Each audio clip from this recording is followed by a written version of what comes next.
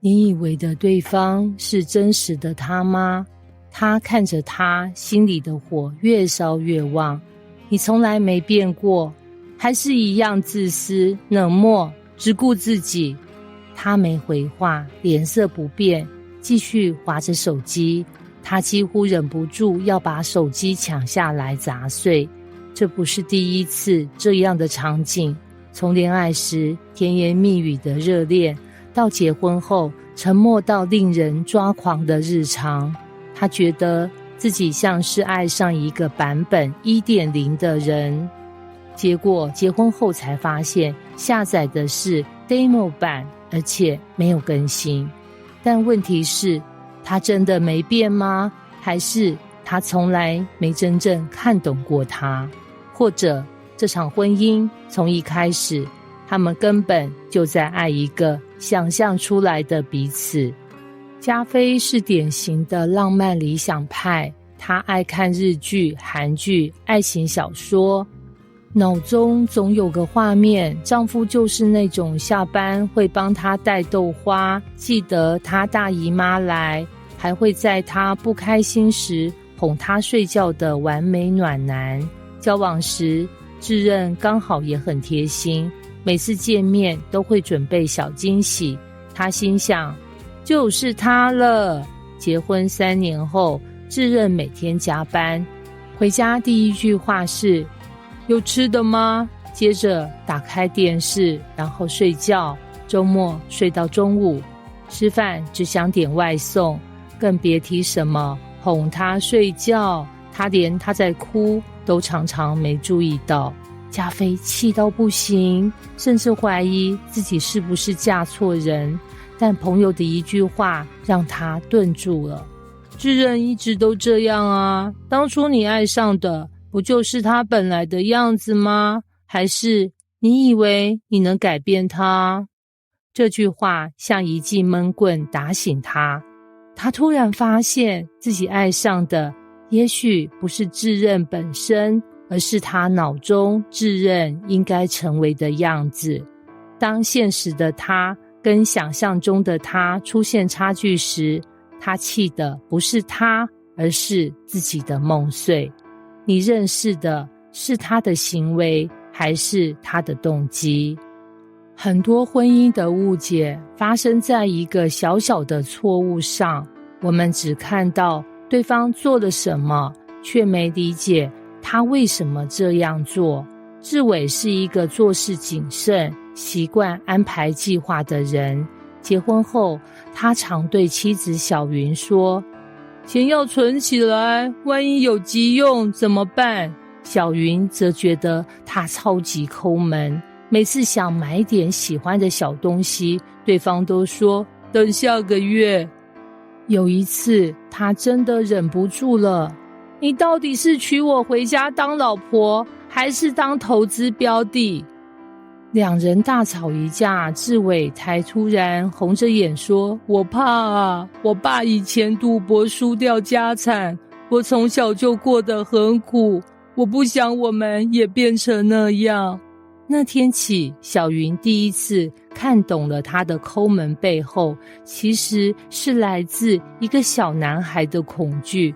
他不是不愿给，而是怕失去。你看到的沉默，也许是对方在呐喊。有些人婚姻的问题不是冲突太多，而是对话太少。嘉文和国邦就是这样，他常常觉得家里只有他一个人在努力经营感情。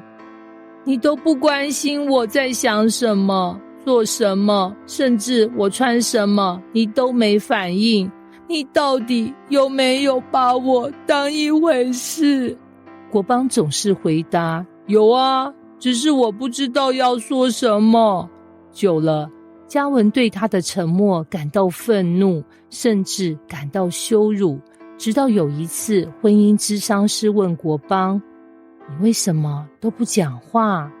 他腼腆地说了一句，我怕我一开口又会搞砸，我以前说错话让他哭，我就怕我一说话又让他难过。那一刻，嘉文哭了，原来那些他以为的冷漠，其实是胆怯；那些他解读为不在乎，其实是太在乎，怕说错。他一直认为自己在跟一个石头人生活，却没想到，其实那是个在情感表达上受过伤的玻璃心。很多婚姻走不下去，不是因为不爱，而是看不懂。想象一下，你买了一台精密仪器，但没有说明书，你以为那个红色按钮是开机，其实是重置；你以为转这个把手会发热，其实是调冷度。你操作它不是因为你坏，而是因为你以为你懂它。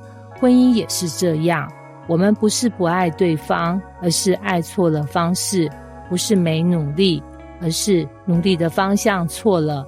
最怕的不是看见缺点，而是根本没看清那个人。修复不是改变对方，而是学会真正的看见。这是一场心灵上的重新认识。重新认识不是回到热恋期的甜蜜幻想，而是开始学习用他的语言去听他说话，用他的经历去理解他的反应，用不带批判的眼光去认识他整个人的故事。你会发现，那个你曾经看不顺眼的控制欲，可能是他习惯保护的方式；那个你讨厌的碎碎念，也许是他渴望连结的表达。当你真正看见一个人，才可能真正爱他。你能看懂的不只是他，还有你自己。修复的奇妙之处是，当你看懂对方的时候，也更看清自己。你会发现，很多你对他的指控，其实是你内在某种未被满足的渴望。例如，你一直说他不关心我，其实是你渴望被看见、被肯定。你一直觉得他太爱碎念，其实你不习惯处理情绪，只想逃避。婚姻不是一面镜子，而是一道 X 光，照出我们里面最深的状态。修复的第一步，不只是他要改变，而是我们都开始看懂彼此，也面对自己。也许他不是你以为的那个不浪漫的男人，他只是用不一样的方式爱你。例如，帮你修水龙头，默默加油卡。也许他不是你以为的那个爱抱怨的女人，他只是还不会表达他的孤单与渴望被拥抱。当你开始放下期待中的对方，你才开始遇见真正的他。这是修复的起点。结语：看见是一种爱，了解是修复的门。